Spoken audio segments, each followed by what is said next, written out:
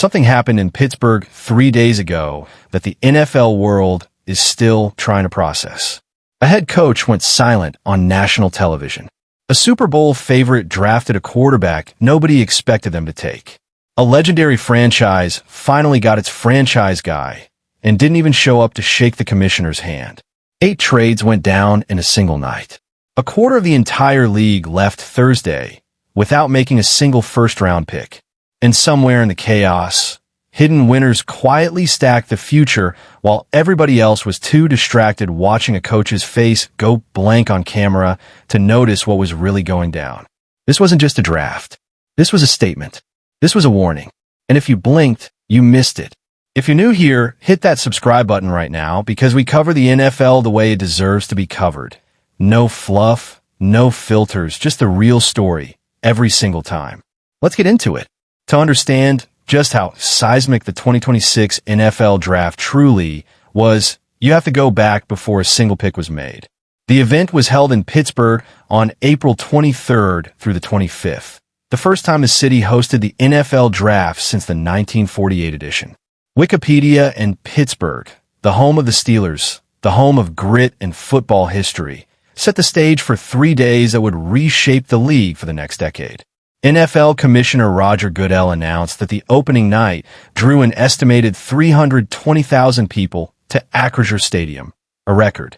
CBS News, 320,000 people. Think about that. This wasn't just a draft. This was a cultural event, and the league knew it was delivering something special to that city. But let's start from the very top, because pick number 1 told you everything you needed to know about where the NFL is headed. The Las Vegas Raiders selected Indiana quarterback Fernando Mendoza with the first overall pick. NFL Now. On the surface, that sounds simple, almost boring. Mendoza had been the consensus number 1 for months. But the story behind this pick is anything but simple. Following the departure of Derek Carr, the Raiders had cycled through 7 starting quarterbacks over 3 seasons and had gone just 15-36 during that span. NFL 7 quarterbacks in 3 seasons. That is organizational chaos. That is years of mismanagement, bad decisions, and wasted talent catching up with a franchise in real time. And now here they were, staking everything. Their future, their credibility, their fan base, on one 22-year-old from Indiana. But here's the thing about Mendoza that people outside the hardcore college football world might not fully appreciate. He had led the Indiana Hoosiers to the College Football Playoff National Championship, finishing the season a perfect 16-0. NFL in addition to that, he won the Heisman Trophy, the Walter Camp Award, the Davey O'Brien Award, the Maxwell Award, and was named a consensus first-team All-American. This was not some raw developmental project. This was arguably the most decorated college quarterback since Cam Newton. And in a detail that instantly made him a fan favorite, Mendoza chose not to be in Pittsburgh for the draft. He stayed home with his family, including his mother, who lives with multiple sclerosis. NBC News telling the Rich Eisen show that his mom wanted to watch the moment at home. In a world of athletes chasing the spotlight, Mendoza turned it down to sit next to his mother. The internet absolutely loved him for it. And just to cap off the symbolism around pick number 1, Mendoza was the first Indiana Hoosier to be selected in the first round since 1994. Wikipedia Tom Brady, the Raiders' minority owner, now has the franchise quarterback he's been waiting to mentor. And if Mendoza is even half as driven as the man mentoring him, Las Vegas might not be a doormat much longer. But the number 1 pick, as monumental as it was, wasn't the story of the night. Not even close. Because at pick number 13, the Los Angeles Rams did something that nobody, and I mean nobody, saw coming, and then the head coach's reaction turned the entire NFL world upside down. At 13th overall, the Rams decided to take Alabama quarterback Ty Simpson. CBSSports.com, now let that sink in. The Los Angeles Rams, a team that is currently the Super Bowl favorite. A team with a reigning MVP quarterback in Matthew Stafford. A team that, by every metric, should be in win-now mode. That team used one of the highest draft picks they've had in a decade on a developmental quarterback whom most analysts had projected as a second-round pick at best. The reaction from the football world was instantaneous. Social media exploded. Analysts looked genuinely confused. And then the cameras zoomed in on Sean McVay's face during the post-draft press conference, and everything got even more interesting. McVay let general manager Les Snead answer the first two questions of the press conference and didn't offer a single word. CBSSports.com then. Out of the first four questions that McVay did respond to, he didn't give a single answer that went longer than 8 words. CBSSports.com, he also reportedly wouldn't commit to making Simpson the backup quarterback when directly asked.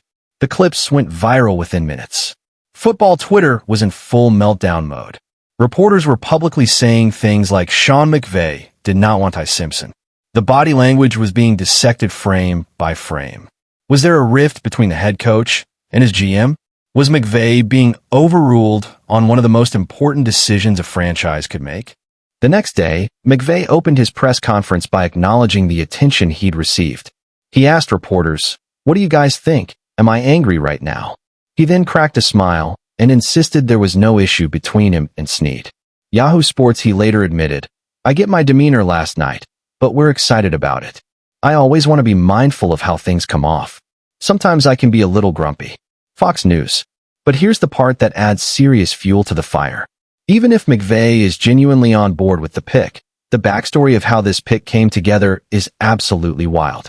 According to NFL Network insider Tom Pelissero, the University of Miami had offered Ty Simpson $5 million to stay in college football for 2026, then came back with $6.5 million, more money than the top pick in the second round gets, as a signing bonus.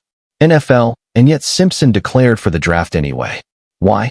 Because according to Pelissero's reporting, when Simpson's family met with the Rams organization, Les Snead essentially told them point blank, "I'm going to take your son with the 13th pick." There's nothing binding about a conversation or a text message or advice, but that's how convicted Les Snead was about Ty Simpson being a franchise quarterback in the NFL. The Rams had charted over 60 snaps where Simpson showed NFL-style play action, a fundamental part of McVay's offense. They had done their homework, they believed in the kid, and they swung. Whether McVay was fully enthusiastic or reluctantly on board, the Rams are now living with this decision. Simpson threw for 3,567 yards and 28 touchdowns, with just 5 interceptions in his first full season starting at Alabama. CBS News, the ceiling is there. But so are the red flags. Injury concerns, limited starting experience, and the impossible pressure of being the heir apparent to an MVP quarterback in one of the most scrutinized media markets in America. This story is nowhere near over. Now, while the McVay drama was sucking up all the oxygen in the room, the New York Giants were quietly having one of the most productive nights of any franchise in the entire first round. Defensive end Arvell Reese had been widely expected to be a top 3 pick, but he dropped all the way to 5th overall, falling right into the Giants' lap.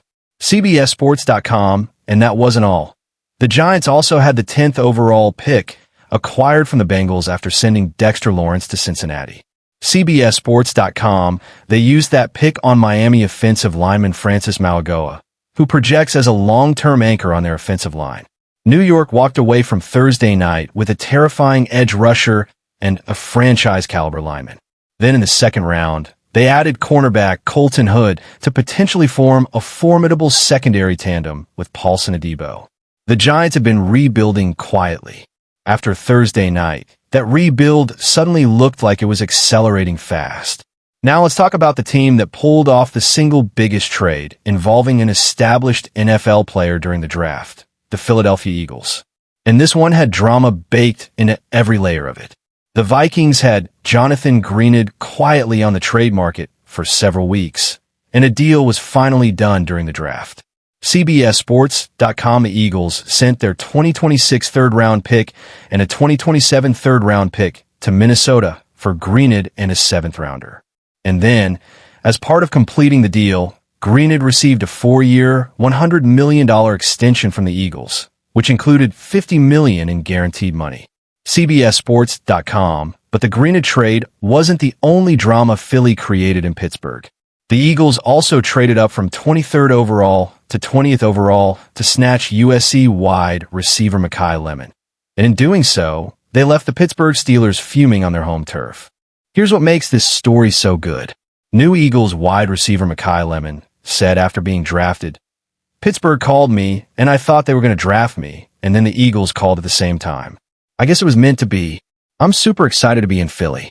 CBSSports.com. The Steelers, hosting the draft in their own stadium, got the player they wanted snatched away by their division rival in real time. The crowd booed. The city groaned. And the Eagles, already the defending Super Bowl champions, just kept adding more weapons. The Eagles have now added 4 receivers in 6 weeks. Lemon through the draft, Dontavian Wicks in a trade, and Hollywood Brown and Elijah Moore as free agents.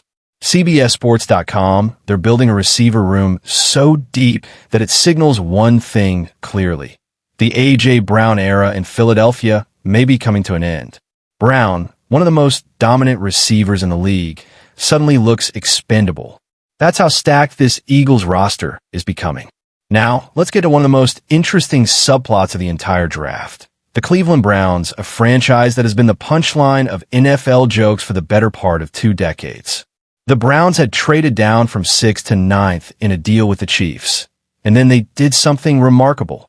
They used their next 2 picks on wide receivers KC Concepcion at 24th overall and Denzel Boston at 39th overall, making them the first team in 30 years to take 2 receivers in the top 40 picks. CBSSports.com combined with their 9th overall pick on offensive tackle Spencer Fano. The Browns took 3 offensive linemen with their first 6 selections, a massive overhaul of a unit that desperately needed rebuilding. This comes just 1 year after Cleveland drafted linebacker Carson Schweissinger, who went on to win NFL Defensive Rookie of the Year. Back-to-back years of elite drafting from a franchise that used to be a draft day disaster. Something might genuinely be happening in Cleveland.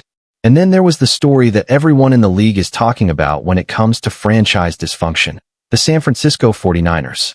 The team that once looked like a perennial Super Bowl contender is now making draft decisions that are leaving even their most loyal fans scratching their heads. The 49ers had traded down twice before their first pick, ending up at 33rd overall, the first pick of the second round.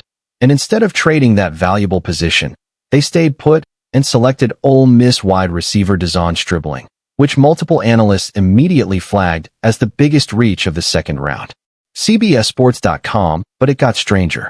In the third round, San Francisco used the 90th pick on running back Kalen Black, a player who wasn't even invited to the NFL scouting combine. CBSSports.com and the cameras caught head coach Kyle Shanahan's reaction to his own team's pick. He appeared frozen, stunned, in what social media instantly dubbed the second great coaching face of the draft after McVay's. Shanahan has one of the most brilliant offensive minds in football. But the 49ers' ability to evaluate and acquire talent through the draft continues to raise serious questions. Meanwhile, the Buffalo Bills had their own unconventional draft night story. The Bills, who entered the draft with the 26th pick, traded back 3 times to accrue significant Day 2 and Day 3 assets, ending the night without a single first-round selection. CBS News for a team that already has Josh Allen and legitimate Super Bowl aspirations. The strategy is defensible. You're not rebuilding, you're restocking depth.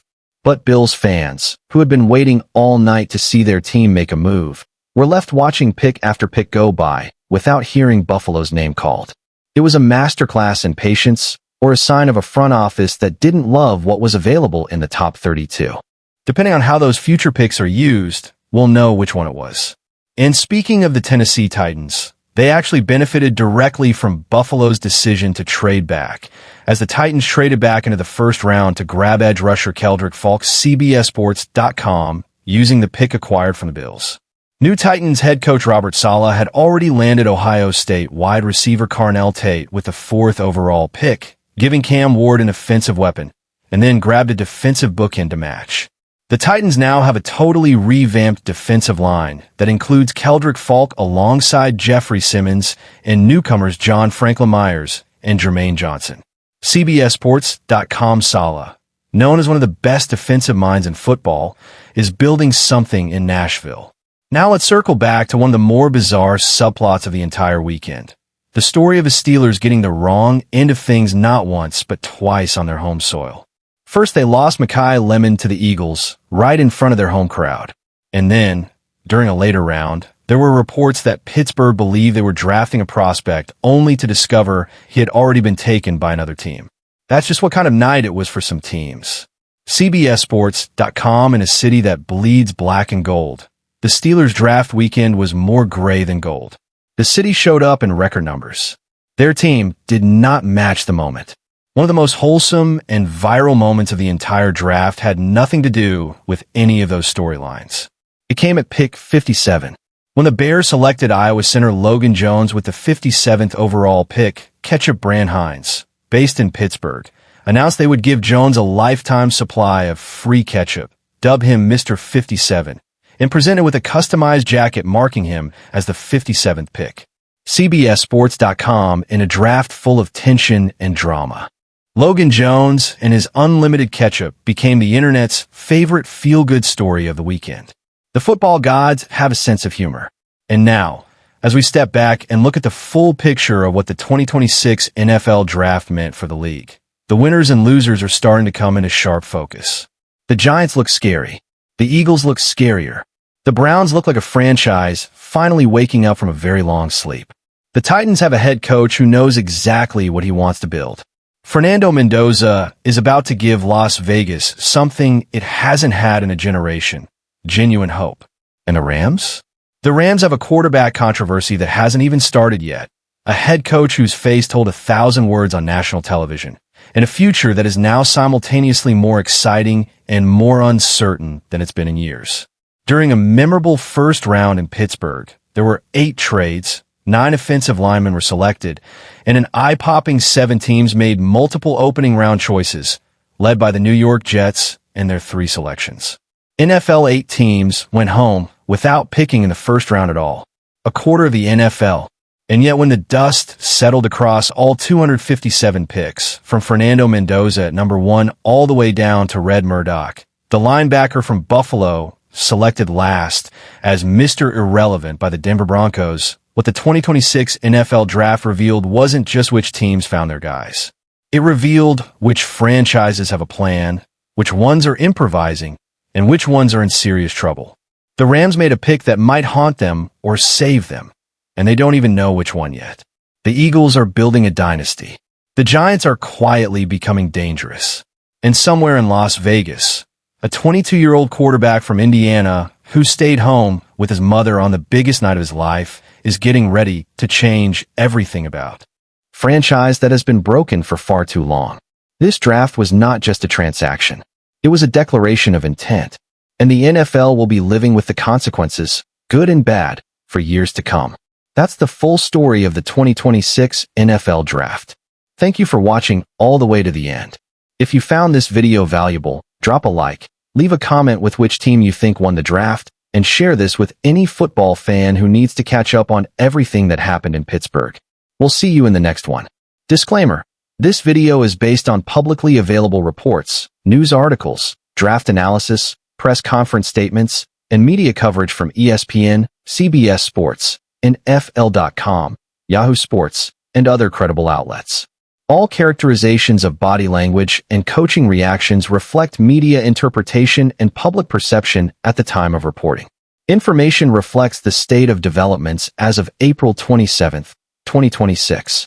Draft grades, trade values, and player projections are opinions of analysts and journalists and do not constitute guaranteed outcomes. This is a journalistic storytelling presentation and not affiliated with the NFL or any of its teams.